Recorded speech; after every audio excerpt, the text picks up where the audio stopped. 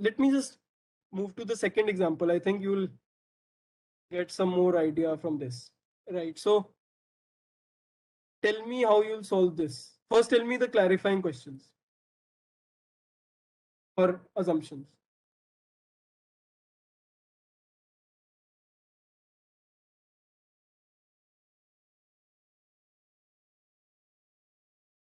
Okay, Bangalore population. The interviewer will tell you this because it's not really possible that you know the population of Bangalore if you are not residing there.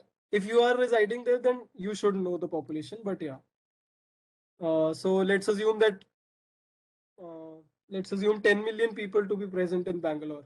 Because so let me tell you how I calculated this. So 1.2 million people are in Chandigarh, and I think 10 times Bangalore is 10 times that of uh, the size of Chandigarh, and uh, the population would accordingly be increased proportionately. So 1.2, I mean 12 million people. Let's check if this is correct. Yes, it is 12 million.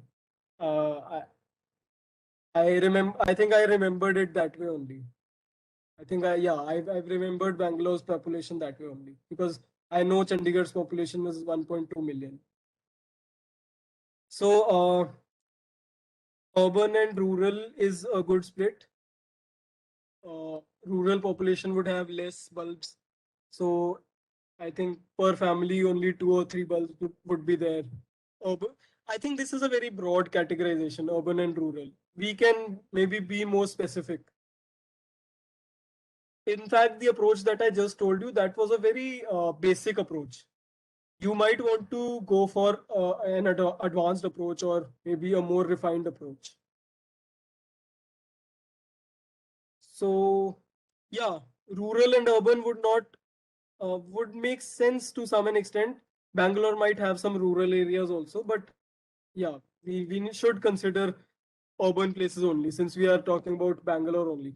In fact, this can be a good clarifying question. Are we talking about rural places only, or are we talking about the posh area of Bangalore, or maybe the urban region within Bangalore? Slums would be there in and around Bangalore, that's for sure, but do we need to consider them? This is a good clarifying question. And yeah, population is of course a good clarifying question. We are considering which months. Um, would months affect it? Okay, festival season, yeah. Don't take the festival season. I think the interviewer will not want you to take the festival season. On Diwali, I think there's a lot of increase in the number of bulbs being, or LED devices being used. So people buy a lot of LED devices during festival season. So don't consider that. Nevertheless, this can be a good clarifying question that are we considering festival season or are we considering normal months? Okay, size of an average house. Yeah, this can help. Mm. A more apt question would be number of bulbs in a house, in an average house. I mean, so other questions can be are we including street lights also? Very good question. I asked this myself when I solved this question. Uh, okay, so can we consider a split in the type of houses, apartments or bungalows? Yes, I think this is a good way to split because apartments usually have shared LED devices, which means that in the corridor you might be having LED devices, and in your, of course, there would be personal LED devices also, but yeah, there would be the concept of shared LED devices also. So if you are going for a population kind of split, I mean that if you are going for one person per LED device, you might want to reconsider because if we talk about street lights, we cannot really say that one person per or 5 people per LED device. We need to split it according to the type of LED device in that case. So population would not be a good way to split this. So you've moved on to the answer, I see. Uh, so I think, yeah, these are good clarifying questions. Another clarifying question can be how many LED devices do you think that an average household have? Or maybe this is more direct. This is very direct. You can maybe structure this as in an indirect way. Structure this like this. Like, how many are we considering only households, or are we considering only corporate offices? So you can maybe use this kind of a split. Okay, so yeah, on the basis of companies and households. Perfect. This is a good way to split it. Yes, someone wants to speak? Okay, so population, number of families, number of houses. So when you talk about this approach, number of houses, you need to mention that you are assuming that Bangalore has only houses, or maybe that you will be targeting houses only, right? So this particular approach, population, number of families, number of houses, for this, to follow this approach, you need to mention clearly that you are not focusing on corporate offices or even street lights for that matter. And I think the interviewer might want you to focus on all of that also. Otherwise, it would be a very easy question. Okay, I think we can approximate number of shops, markets in that particular area we are considering. Yeah, we can go with the number of shops. So uh, every shop might have 4 or 5 lights, LED devices. So we can target shops, markets, corporate offices, households. So I think this is a very good approach. We should segment it in this manner: shops, corporate offices. What else is there? Households and one or two more areas. Okay, what else? Can't we have an estimate amount of total number of shops selling LED and how many LEDs are sold in an hour? So you need to, Rishabh, you need to estimate this yourself. The interviewer will not tell you this. So this might be a guesstimate within the main guesstimate. So for solving, so I'll tell you an example. So once in one of my mock interviews that I was giving with some product manager, so he asked me this question: what is the average revenue that what is the average ad revenue uh, of Google in the past 1 year? Say 2019 or 2020, let's say. So for calculating the ad revenue, I need to target a lot of things. So I need to solve around 4 or 5 guesstimates within the main guesstimate. So one thing can be within that main guesstimate. One thing that can be is the number of impressions, ad impressions. Another can be the number of click ads. So we need to first segment the types of ads and then need to calculate for each ad. So that's the way we can calculate the ad revenue. But so in a similar manner, I think you might need to go for multiple guesstimates within the main guesstimate if the question is a bit tough or it's very wide. And I think clarifying questions or assumptions help you narrow down your question.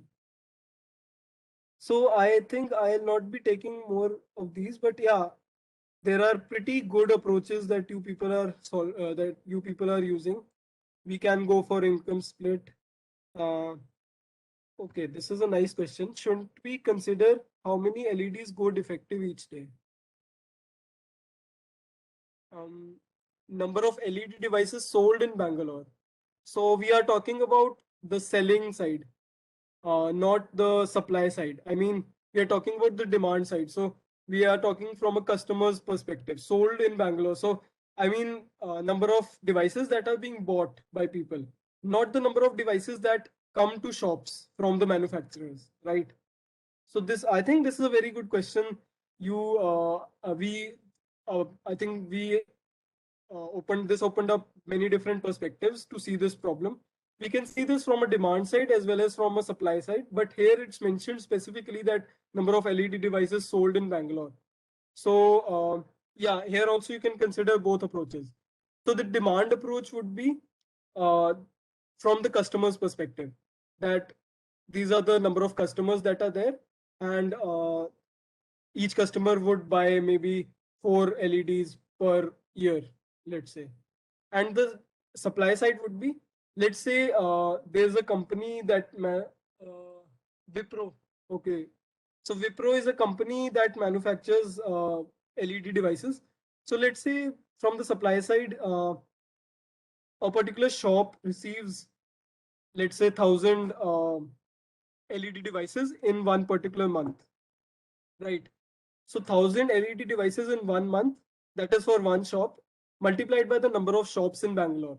That would be another way to approach this question. Very good approach, I think. That's also a very good approach. So that would be the supply side.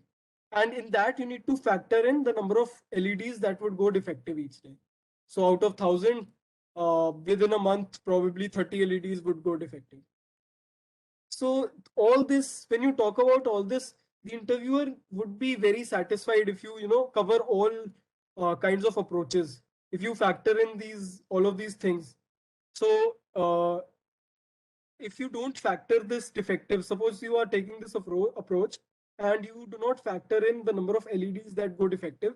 So the interviewer might ask you after maybe 10 minutes or 15 minutes, he might ask you that, don't you think some bulbs would go defective?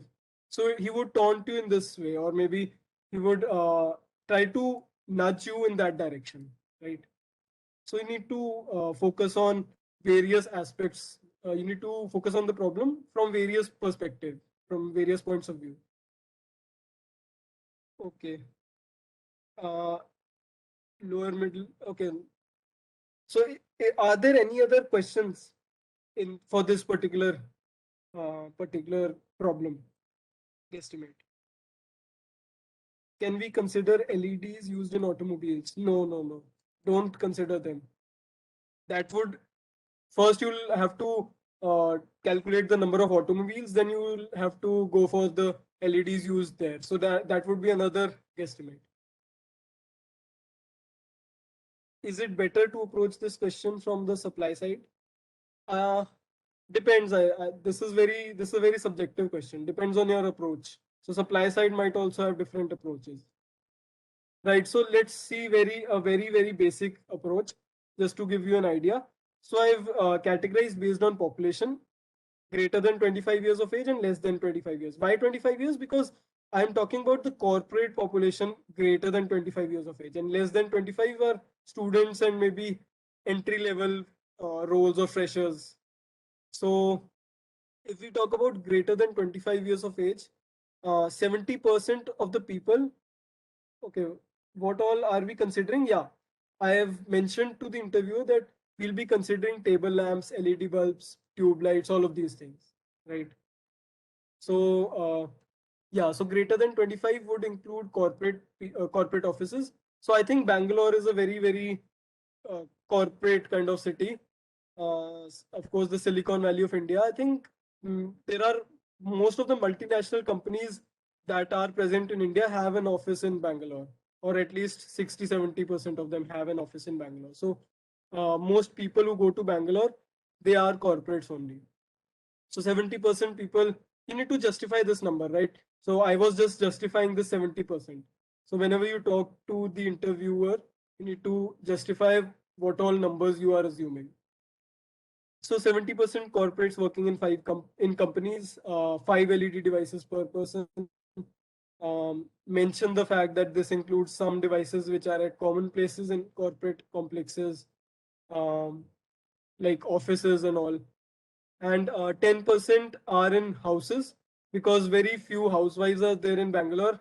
I'm assuming that most of the uh, people are working in Bangalore. Very few people are at home only. So 20 LED devices at home per family of 4 persons. And you need to understand the fact that these 5 LED devices per person in the first point, these do not include these houses, the LED devices in the houses. So this is a MESI approach. MESI means mutually exclusive and collectively exhaustive. So these are mutually exclusive, right? These are from offices. I mean, these 5 LED devices, we are talking about offices, and these 20 we are talking about at home. And then 20% are old people. two per person, bathroom light, reading light, room light, all these things. So these are 25, greater than 25 years of age. Then if we talk about less than 25 years, we are talking about children and college students. So college students might include MBA people, engineering grads, all of that, all of those people. Engineering students, not grads. So one per child if we talk about children. Then college students, three per student. This would include the LED devices in their colleges also. I know that Bangalore has many colleges and schools. So accordingly, I think this children number can be more refined. So one per child is if we talk about the child at home only. So we might want to factor in the LED devices that are present in schools. So that can be one. Because if we talk about all these institutions, we've talked about corporate offices, we've talked about houses, we've talked about colleges. The only thing that's left is a school. So we might want to consider that also. So this makes a total of this number. This is just calculation. Right. So okay, before this, any questions till now?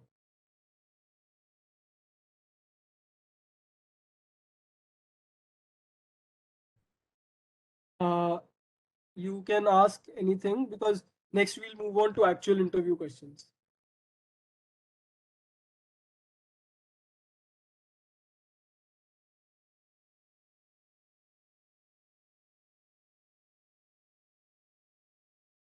Right. So let's start with. Uh, I'll just discuss one or two interview questions that were asked in previous years. Okay, there's a question in corporate category. No, so in corporate category, we are not including their homes. So these in this category, we are only talking about these corporate complexes. Let's say, for example, the campus of a company or small offices, any kind of corporate office, that is to say. Okay, so this particular question was asked to me. Okay, so just a second. There's a question, follow-up question. Okay, why are we not including homes? We are including homes in this particular place, right? 20 LED offices at home. So here we're not talking about housewives only. We are just talking about 20 LED devices at home because if these LED devices are being used by housewives, these are being used by everyone else also in the house. So this is the second part is essentially the number of LED devices that are used at home. So I think But there would be around we are not yeah. included the bachelors also because in Bangalore, many of the employees are the bachelors also. Then their homes are not included, if I'm correct. Bachelors in the sense, okay, bachelors, people who are living alone, right? Yeah, So for them, I've considered college students, right? 60% in the second category. Bachelors, I've considered in age less than 25 years. So this makes it exclusive, right? Exhaustiveness, so I'm not sure ki it is totally exhaustive, but exclusive is very important, and I think that this is exclusive. This you need to make your approach very exclusive. Okay, so okay, more questions. Yeah, so can we include LEDs used in malls, restaurants? Yeah, I've assumed. So in the beginning, I can mention that I've assumed only uh, houses and corporate offices and colleges, schools. So these three categories, not shops, malls, restaurants, hotels, hospitals. So there would be many more, but I've only considered these two places. So within this age, 25 years or age less than 25 years, we can go for these areas of entertainment or recreation within both of these. Like these will come in both of these. Uh, okay. I think this is the data of using LED, not selling LED. Yeah, this is the data of the LEDs being used. So if the LED is being sold, uh, I'm assuming that LEDs being sold are returned to the to the shopkeeper if they are not working well. And I'm assuming that that number is very small. Even if we want to consider it, we do not. We are not considering it. But yeah, if this defective thing can be included, if you want to include, I think that would be that would make the approach more wholesome. So we can go for that. Right. So this question was asked to me in this particular interview last year. How much area is covered by roads in India? So I didn't know this last year, but I think the trick to solving this question lies in this point that as per proper city guidelines, at least 30% of the land should be roads. So I'm assuming that Ropar is a proper city and uh, okay, area is covered by roads in Ropar was the question asked to me. So not India. This is also a very famous question, how much area is covered by roads in India? But yeah, the question that was asked to me was targeting Ropar only. So I think that Ropar is a proper city, a so-called proper city, according to government guidelines. So we can consider that 30% of the land should be roads. And accordingly, next we can talk about the fact that this is the area of Ropar, uh, let's say 100 square kilometers. 100 is a bit too less, but yeah, let's say 1,000 square kilometers. So out of that 30% of the land should be roads, let's assume. So this would include all the small roads also, not only the highways. So that means around 700 square kilometers of roads is there.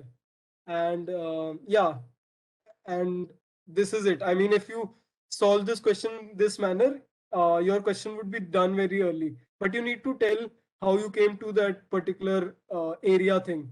How is the area of Ropar 1,000 square kilometers? So you need to guesstimate that also.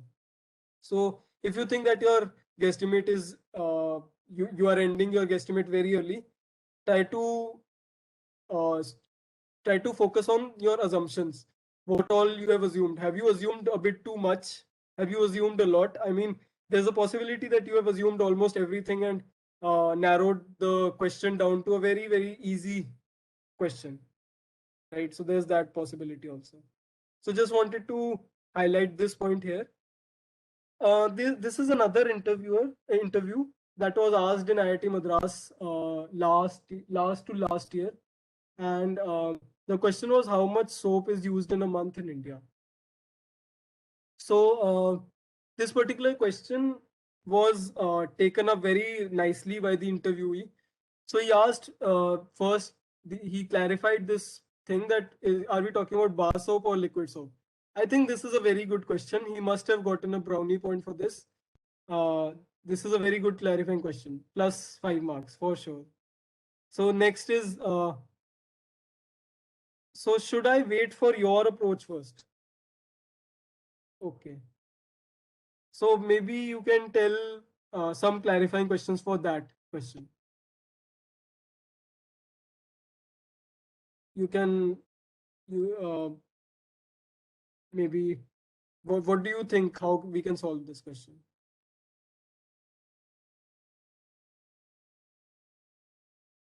Okay, bathing soap or the soap for clothes and utensils, washing soap that is. That yeah, we can ask this question. What else? What other questions can be there? Okay, just a second.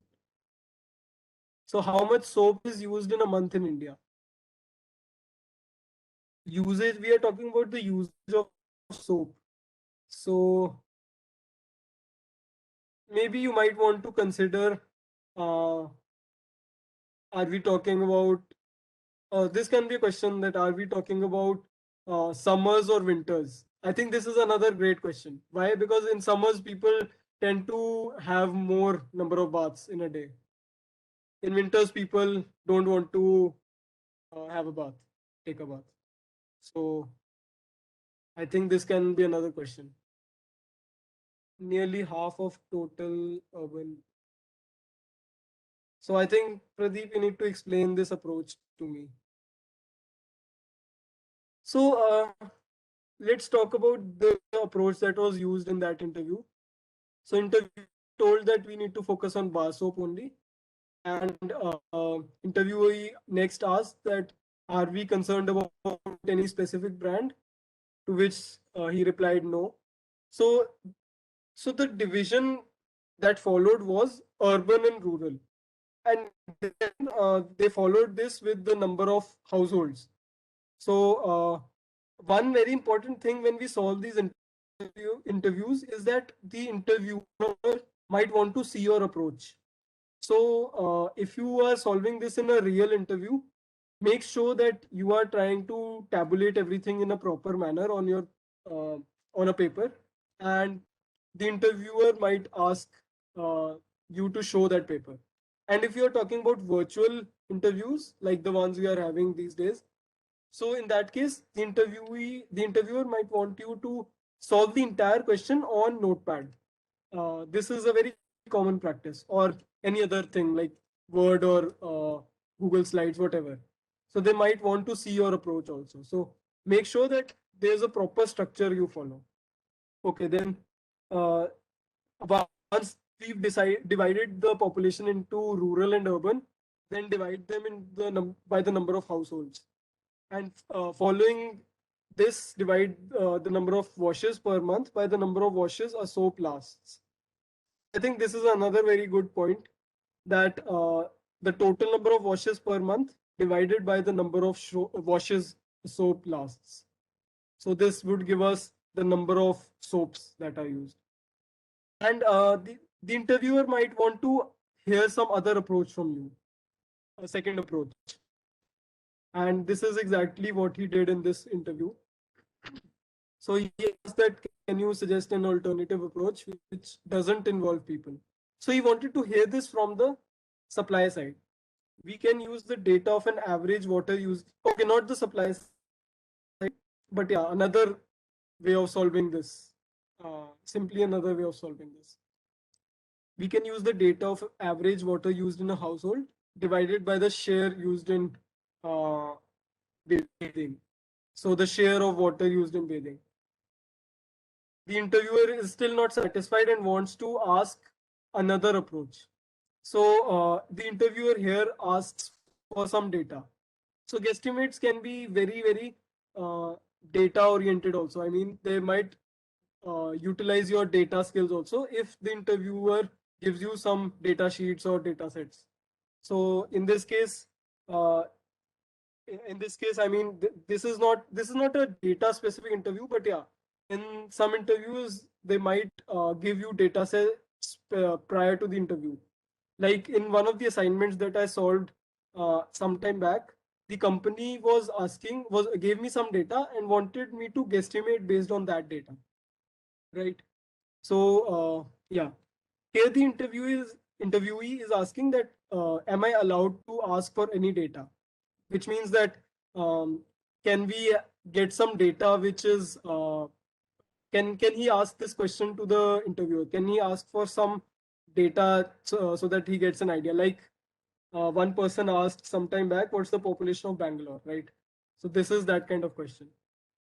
And then the interviewee asks, can I approach a small super mall or local shop? To which the interviewer replies yes. And finally, the interviewer goes on saying that we can list the number of soaps purchased in a day and the soaps remaining on the shelves. So this would give us the average usage of soaps in the households of the locality. So these are various approaches to solve this particular question. EXL is a data-based company. It's an analytics company. So it's quite likely that they might ask questions which they have been asked in previous encounters with clients, right? So it's totally possible that they give you actual questions which they have answered in their own um, problem solving when clients approach them. So I'll not make this very long. This is another interview, I mean guesstimate, and you can cover this later. I'll share the link, this question with you.